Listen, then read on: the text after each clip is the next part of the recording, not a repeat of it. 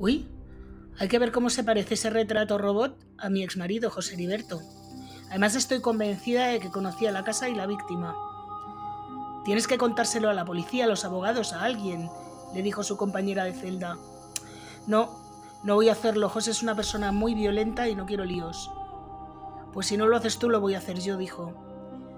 Así que 5 años después, el caso de Viviana Heger dio un giro inesperado. Uno más y no sería el último.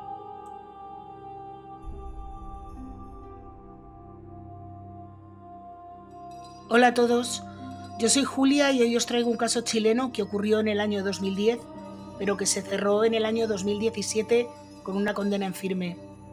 Un caso en el que cada pista que se descubre da un giro en la investigación. Una historia que no sigue un patrón convencional y en la que nada es lo que parece. Si quieres saber más, sé bienvenido. Aprovecho para deciros que muchas gracias por verme y pediros disculpas también por esta voz y por la capacidad pulmonar que tengo ahora mismo, porque he pasado una bronquitis después de una gripe y todavía estoy un poco convaleciente. En cualquier caso, muchas gracias por verme de nuevo y ya sabéis, si os gusta mi canal, suscribiros, dadle un like, activad la campanita, compartid, comentar y todas estas cosas que a vosotros no os cuesta nada y a mí me ayuda un montón. Bueno, y ahora sí que sí, vamos con el caso.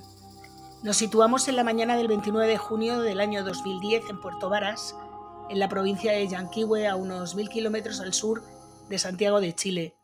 Se trata de una localidad pequeña de alrededor de 50.000 habitantes, con una fuerte vinculación con sus orígenes alemanes, que vive fundamentalmente del turismo.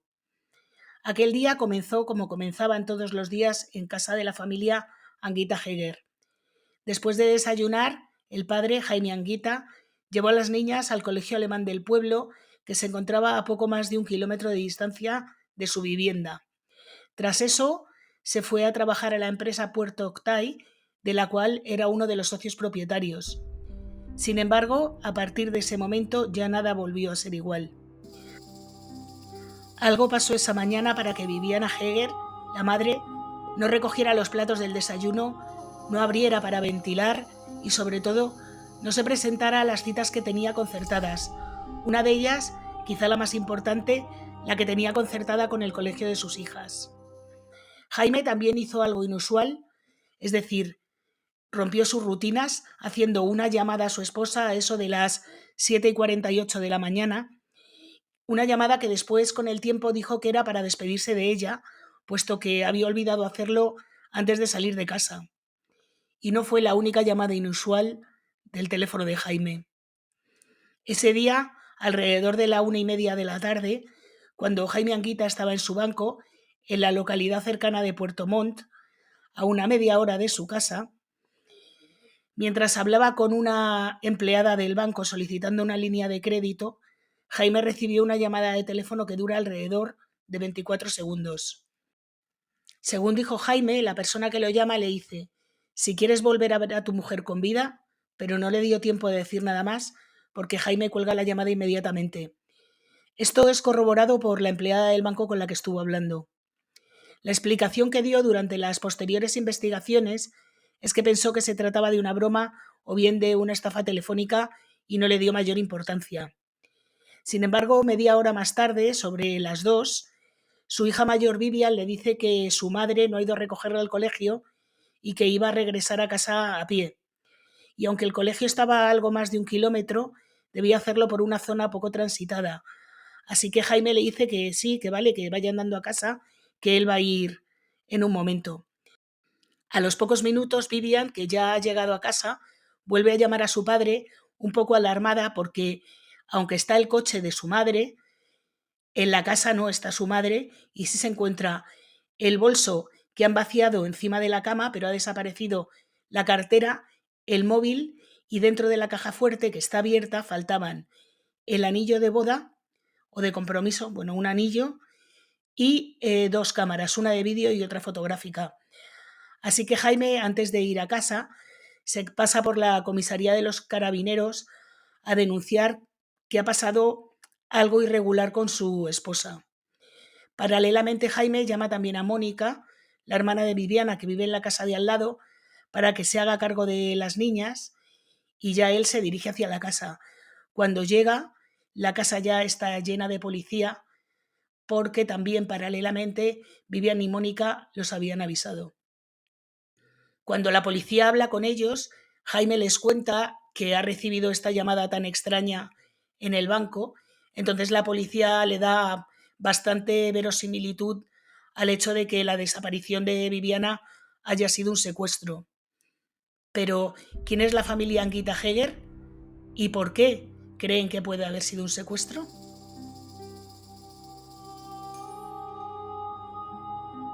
La familia Anguita Heger estaba formada por Jaime Anguita Medel, un ingeniero civil de 52 años, María Viviana Heger Massé, contable y auditora de 41 años, a quien todos conocían como Viviana, y a este matrimonio se le unieron posteriormente sus dos hijas de 14 y 7 años en el momento de los hechos. Vivían en una bonita casa en la exclusiva urbanización Parque Stoker, una vivienda que tenía 2 plantas y una buhardilla. Todo el conjunto hacía unos 350 metros cuadrados. La pareja se conoció a través de un compañero de trabajo de Jaime, que a su vez era novio de una de las hermanas de Viviana cuando Jaime se trasladó a Puerto Montt para hacer unas prácticas de su carrera de ingeniería. Cuando Jaime acabó estas prácticas, se quedó a vivir allí durante varios años. Fue en ese momento, mientras vivía con un amigo llamado Patricio Monsalve, que Jaime conoció a Viviana, cuando Jaime tenía 35 años y Viviana 25. Según cuentan sus conocidos, se trataba de una pareja muy extraña, porque ambos tenían unos caracteres muy diferentes. Jaime era muy introvertido, callado, una persona muy cerrada. Sin embargo, Viviana era una joven muy alegre, extrovertida, muy jovial, que tenía muchísimos amigos. Viviana tenía 4 hermanas mayores y vivía también, además de con sus hermanas, con su madre, ya que su padre falleció cuando la niña tenía 1 año, apenas le conoció. El padre falleció en un accidente de tráfico cuando un camionero ebrio se llevó su coche por delante. A pesar de ello, Viviana tuvo una infancia bastante feliz. Bien, como digo, Jaime había conseguido un muy buen trabajo en el Ministerio de Obras Públicas de Puerto Montt y fue entonces cuando le propone matrimonio a Viviana. Tras 3 años de relación, la pareja se casa en el año 1991. Pasaron la luna de miel en República Dominicana y poquísimo tiempo después, Viviana se queda embarazada de su primera hija. Después de esta primera hija, Viviana vuelve a quedar embarazada de un niño que falleció a las pocas horas de nacer. 7 años después de Viviana, en el año 2004, nació la última hija de la pareja, a la que le pusieron de nombre Susan. Al parecer, la niña nació en plena crisis matrimonial y cuentan que Jaime ni siquiera estuvo presente en el nacimiento de la niña. Se comenta que al volver tras el parto, Jaime le confesó a Viviana que estaba teniendo una aventura con otra mujer y que se iba a ir a vivir con ella. Sin embargo, Jaime se arrepintió y volvió 4 meses después. Pensando en sus hijas y teniendo en cuenta las fuertes convicciones religiosas de su madre, que no podía tener una hija separada, Viviana decidió perdonar a Jaime. Viviana había trabajado durante varios años en la embotelladora de Coca-Cola Williamson Balfour, trabajo que dejó para cuidar de la casa y de sus hijas, pero nunca perdió la relación con algunos compañeros, especialmente con su antiguo jefe, con el que mantuvo una relación que comenzó tras el nacimiento de su segunda hija y se prolongó hasta la muerte de Viviana. Cuando en el año 2001 la empresa de Jaime entró en quiebra, Viviana llamó a este hombre para que le aconsejara sobre la mejor manera de no perder las propiedades. Este hombre, por lo visto, les dijo que lo mejor que podían hacer es ponerlo todo a nombre de otra persona y se ofreció voluntario para ser el testaferro. Estos bienes incluían una parcela, 2 casas, entre ellas la casa en la que vivía la familia, una herencia y una cuenta de ahorros que, sin embargo, y a pesar de lo que pudiera parecer, este hombre devolvió pasados 2 años. Tras la misteriosa desaparición de Viviana, la policía estaba convencida de que se trataba de un secuestro, como ya os he dicho antes, por lo que decidieron que un buen montón de policías de distintos departamentos especializados en distintas cosas, invadieron la casa llevando consigo equipos de intervención y grabación de llamadas, bueno, los localizadores, un montón de aparatejos. Y esta policía lo que estaba esperando es que los secuestradores llamaran para intentar localizar la llamada. Paralelamente se revisó palmo a palmo la casa, o al menos esto se pensaba, así como las parcelas vecinas, también unas cabañas que había en el camino al pueblo, e incluso se revisaron las listas de pasajeros y de hoteles de la zona, ya que el pueblo es muy turístico, tiene un montón de visitantes, y entonces esto podría hacer que los secuestradores, entre comillas, pasaran desapercibidos.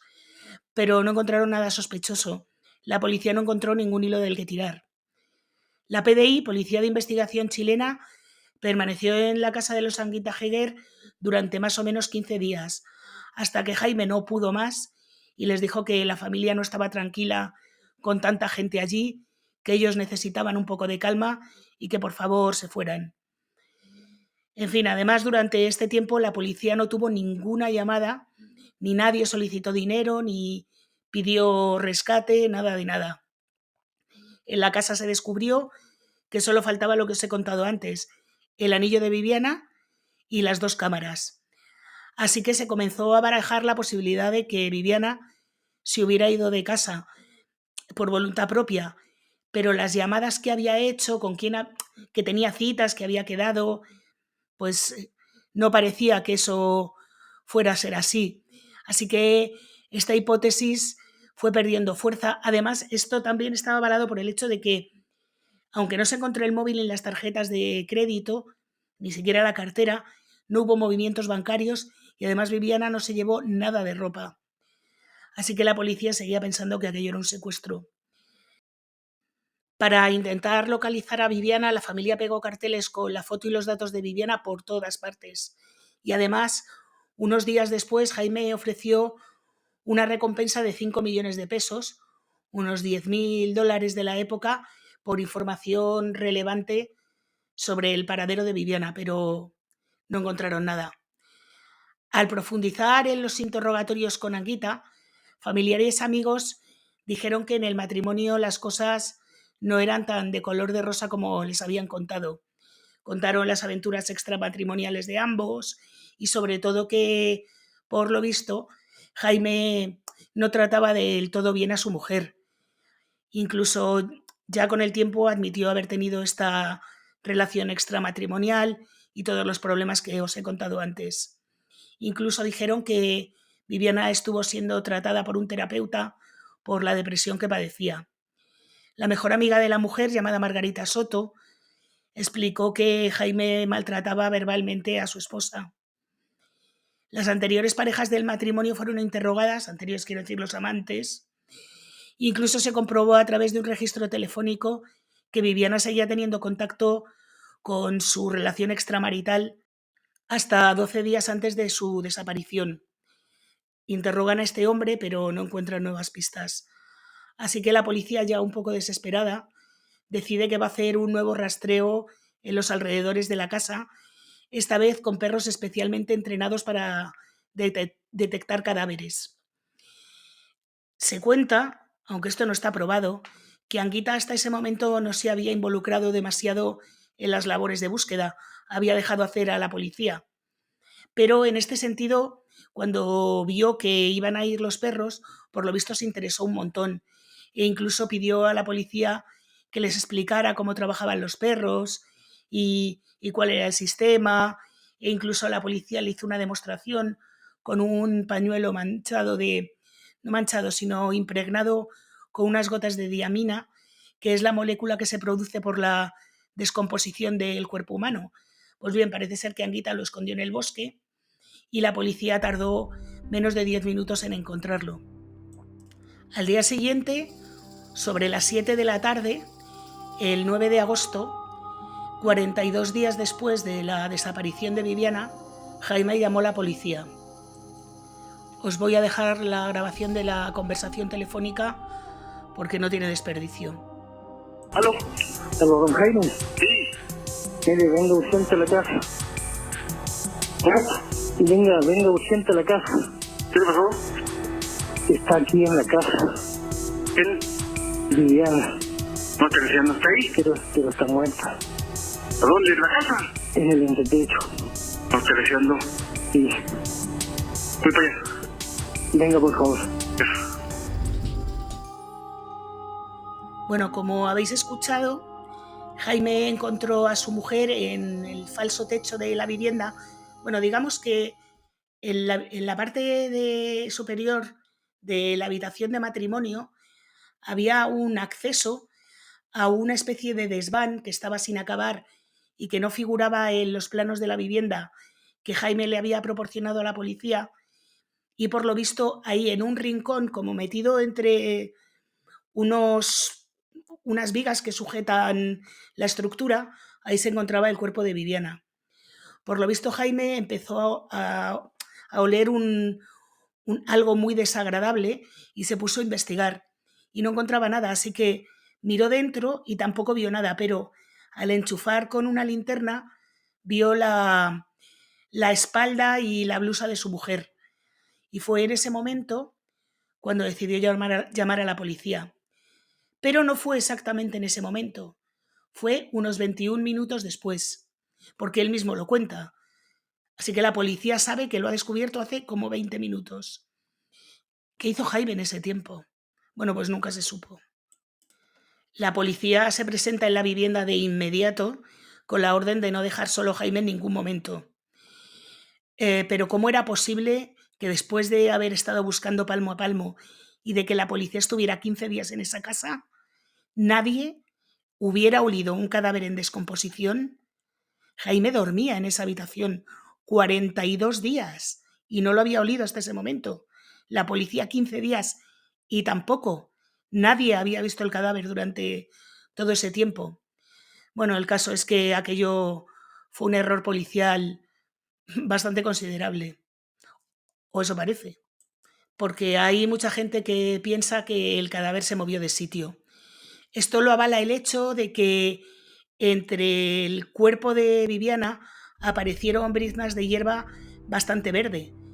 Después de 42 días, en un sitio tan oscuro y seco, es complicado que la hierba siga verde. Pero bueno, esto tampoco se ha probado ni se ha demostrado. Son cosas que se cuentan. Es en este momento cuando empieza a cobrar fuerza otra hipótesis. No se sospecha de que Jaime haya hecho nada, ¿eh? Lo que se sospecha es que la mujer se ha quitado la vida. Por lo visto había una botella de herbicida abierta que la policía sí había registrado y encontrado. Y además, durante sus declaraciones, Jaime contó que Viviana llevaba unos días mal, muy inquieta, y que incluso la noche antes no durmió. Y que él pensaba que todo se debía a que ella sabía que alguien quería matarle a él. Y que eso la dejó tan mal que decidió quitarse de en medio. Pero esta tesis también tiene algunas lagunas. Porque vamos a ver, ¿quién se quita la vida y se mete en ese agujero y se acurruca en ese sitio tan horroroso? ¿Para qué queda con el colegio de sus hijas? Porque estaba completamente vestida, incluidas las botas de salir a la calle y sobre todo, ¿qué pasaba con todos los objetos que habían desaparecido? El caso es que con todas estas hipótesis abiertas se hace una autopsia al cadáver de Viviana y los forenses explican que no hay ningún indicio atribuible a la acción de terceras personas y que su muerte se produjo por la ingesta del herbicida que se encontró en la vivienda. Sin embargo, los familiares de Viviana no estaban nada satisfechos con los resultados que había arrojado la autopsia y menos aún con la explicación que se había dado a su muerte. Estaban convencidos de que su marido había tenido algo que ver en su muerte. Así que contrataron a sus propios abogados y se querellaron contra Anguita. En diciembre del año 2010 se presentó la querella. La querella se presentó por parricidio y auxilio al autodesvivimiento. De este modo, la familia podía tener acceso a todas las diligencias de la investigación. Y una de las cosas que pidieron fue la exhumación del cadáver para realizar una segunda autopsia, porque, como he dicho antes, no estaban de acuerdo en absoluto con los resultados de la primera. En esta ocasión, la autopsia se llevó a cabo en la capital, en Santiago de Chile, y en este nuevo informe de autopsia se revelaron ciertos detalles o se encontraron algunas pistas que no se habían encontrado en la primera, como que las muñecas habían estado atadas con algo que luego se había retirado, que el cuerpo había sido depositado en ese lugar, es decir, que Viviana no había llegado hasta allí ella sola, y que además no se podía descartar un golpe en la cabeza y había también ciertas marcas en el cuello, como si hubiera sido ahogada. Además, no pudieron encontrar en el examen toxicológico, no pudieron encontrar restos del herbicida. Cuando le hicieron la segunda autopsia, algunas partes del cuerpo se habían perdido. Por ejemplo, la blusa, que no se pudo examinar. Sin embargo, y a pesar de las conclusiones de esta segunda autopsia, la policía no pudo encontrar más pistas ni más datos y el caso se enfrió muchísimo. Pero en el año 2015 toda la investigación da un vuelco increíble cuando un hombre que dice ser el yerno de un tal José Heriberto Pérez Mancilla llama a la policía para informarles que José Heriberto le había confesado durante una borrachera que él era el asesino de Viviana. José Heriberto era un hombre de origen muy humilde, con un historial lleno de violencia, que además había trabajado en la empresa de Jaime Anguita. Se decía que era como el hombre para todo de Jaime. Por eso José Heriberto conocía la casa, conocía a Viviana, conocía sus costumbres, porque les había hecho trabajos dentro de la casa. Es decir, era una persona bastante familiarizada con ellos. José Heriberto estuvo casado con una mujer que se llamaba Clara Ruiz y tuvo 2 hijas. Esta mujer, Clara Ruiz, estaba en la cárcel cuando un día vio un retrato robot de uno de los sospechosos en la desaparición de Viviana. Y en ese momento comentó: Dios mío, ¿cómo se parece este retrato robot a mi marido? Y fue cuando una compañera de la cárcel le dijo: hombre, pues deberías decírselo a alguien, a la policía, a los abogados, al fiscal, a alguien. Y ella dijo: no, porque yo le tengo mucho miedo a este hombre, me da miedo que me haga algo, así que yo no pienso decir nada. Pero la amiga sí tuvo la buena cabeza de localizar a los abogados de la familia de Viviana y comentarles este detalle. Los abogados se pusieron en contacto con la policía y entre lo que había dicho el yerno de José Heriberto y lo que había dicho esta reclusa, decidieron llevar a comisaría a José Heriberto Pérez Mancilla a que les explicara a ver de qué iba esto. José Heriberto no tardó ni 2 minutos en confesar que era él, pero lo que dijo dejó a todo el mundo helado. Dijo que sí, que lo había hecho él, pero que lo había hecho porque había estado contratado por el marido de Viviana, Jaime Anguita. Durante los interrogatorios y la reconstrucción de los hechos, explicó cómo sucedió todo. Dijo que a las 9:30 de la mañana del 29 de junio llamó a la puerta de la casa de la familia Anguita y Viviana, que estaba a punto de salir, le abrió. José Heriberto le dijo que estaba haciendo unos trabajos en la zona y que necesitaba una herramienta que sabía que ellos tenían y que estaba ahí para que se la prestaran. Viviana cogió las llaves del garaje, que también habían sido encontradas en un bolsillo de la ropa de Viviana, y se dirigió al lugar donde se encontraba la herramienta para dejársela. Heriberto aprovechó, la atacó por detrás, la inmovilizó y la obligó a entrar en la casa. Una vez ahí subieron al dormitorio y empezó a asfixiarla.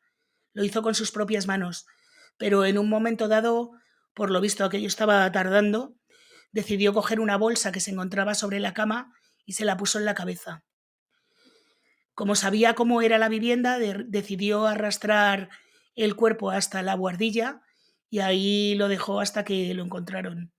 Con esta explicación todo cuadraba. José Heriberto además dijo que después de haber dejado ahí el cadáver, robó el bolso, la cartera de Viviana, el móvil, el anillo y las cámaras.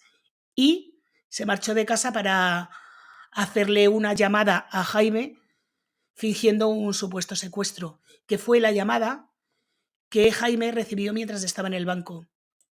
José Heriberto dice que esta llamada se hizo para que Jaime Anguita tuviera una coartada, pero en realidad le había contratado por 5 millones de pesos para hacer el trabajito, aunque luego, por lo visto, según todo el testimonio de José Heriberto, solo le había pagado 2. Así que con esta confesión, el 8 de diciembre del año 2015 se dicta prisión preventiva tanto para Jaime Anguita como para José Heriberto.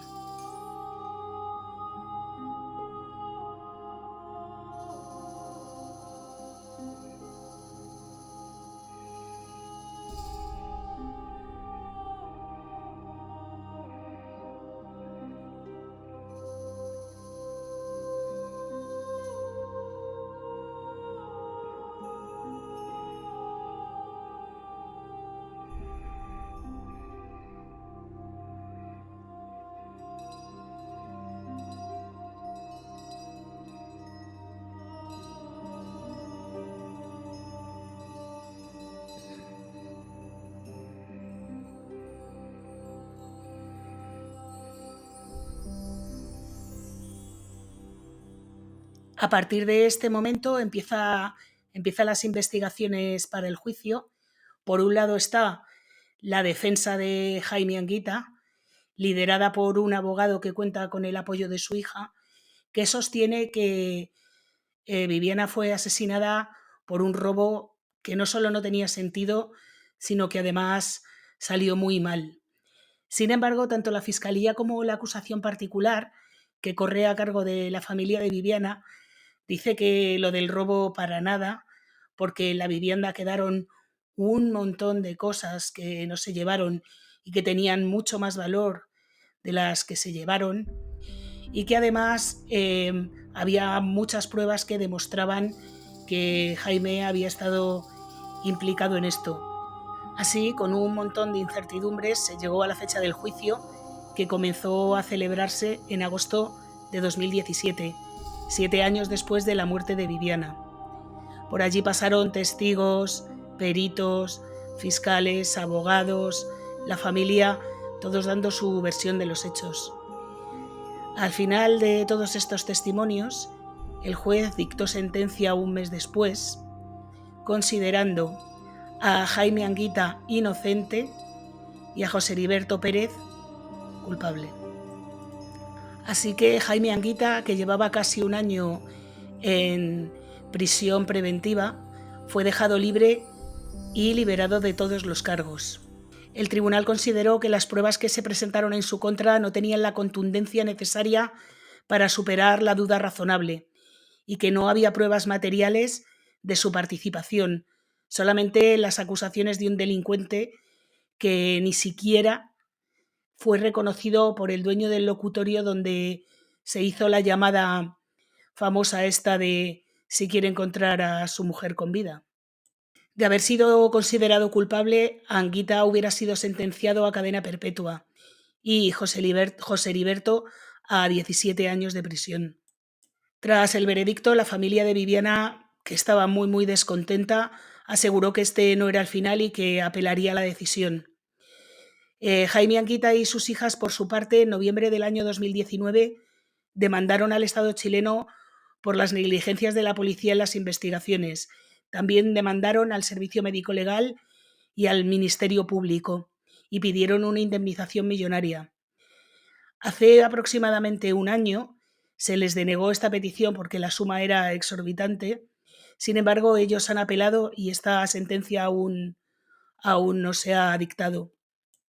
Además, Anguita asegura que no le dejaron dormir con la luz apagada durante 6 de los más de 9 meses que estuvo detenido y que hubo un montón de daños sobre las hijas y una excesiva exposición pública de la familia a causa de todas las filtraciones que hubo a la prensa. Así que pidieron la indemnización exorbitante son más de 2,5 millones de dólares. La familia de Viviana sigue peleando porque se reabra el caso y siguen buscando nuevas pruebas, pero hasta el momento sin resultado ninguno. Y bueno, hasta aquí el caso. A partir de ahora os voy a contar unas cuantas cosas aledañas porque de este caso hay tanta información que es muy complicado discernir lo que es verdad de lo que es una pura invención, de si los testigos se lo están inventando. Bueno, es un caso súper enrevesado y muy complicado de dilucidar la verdad de la mentira. Bueno, a ver, por empezar por el final, por lo de la exposición mediática. Es verdad que este caso tiene reportajes en televisión, artículos en la prensa. Bueno, es una cosa increíble. Pero es que a esa exposición mediática también contribuyó el propio Jaime Anguita y sus hijas, que han concedido entrevistas a un montón de medios. Incluso la hija, cuando salió el veredicto y el padre fue liberado, que al salir del juzgado aquello parecía una jauría de periodistas, la hija iba a hacer unas declaraciones, pero hubo tal revuelo, tal escándalo, que la pobre tuvo que desistir de hacer las declaraciones.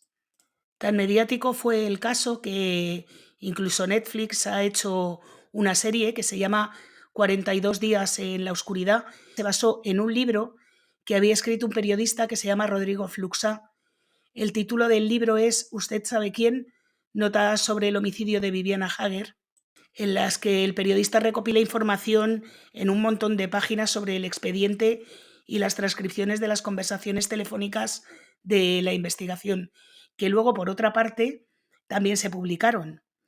Y así también se publicó la reconstrucción de los hechos con José Heriberto. En esa reconstrucción no estuvo Jaime Anguita, solo José Heriberto. Me parece increíble. También hay que decir que en el poco tiempo después del fallecimiento de Viviana, Jaime Anguita intentó cobrar un seguro de vida, pero la aseguradora le dijo que no hasta que no estuviera resuelto el caso. Me imagino que ya lo habrá cobrado, pero en aquel momento se lo denegaron. Con esto quiero decir que había un móvil económico. Por otra parte, la policía chilena expedientó a los policías que estuvieron en la casa registrándola, les expedientaron por negligencia y fueron expulsados del cuerpo, porque es que tiene tela que estuvieran 15 días en la casa buscando y no lo encontraran. Además, también dicen, aunque yo esto no lo tengo corroborado en ningún sitio, que durante el tiempo que Jaime estuvo en la cárcel le hicieron los psicólogos forenses un peritaje y que el peritaje arrojó que se trataba de un hombre carente de expresiones afectivas, calculador y muy estructurado, pero esto no lo convierte en ningún caso en un psicópata. Simplemente explica la posición del hombre ante la muerte de su mujer, el hecho de que cuando le llamaran por teléfono y le dijeran si quiere volver a ver a su mujer, él pensara que era una estafa y no se le ocurrió llamarla y que actuara de esa forma. Por lo visto este era su carácter. Y bueno, ahora sí que sí, hasta aquí el caso. Si queréis conocer más detalles, os voy a dejar en la cajita de información un montón de links a vídeos, incluso al libro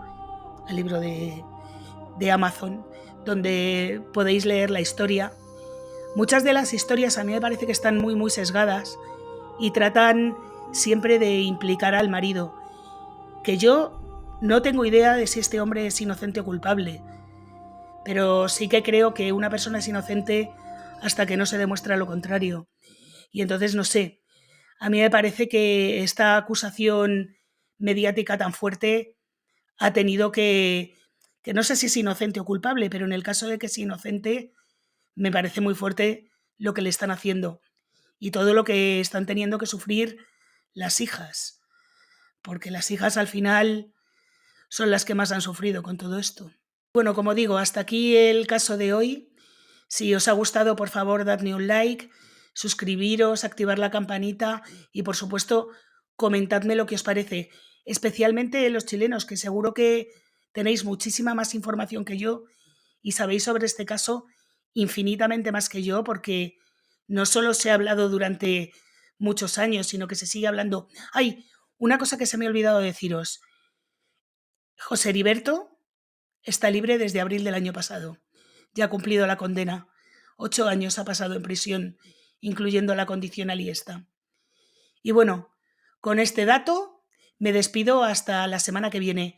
Recordad que subo vídeo todos los viernes. Hasta la semana que viene.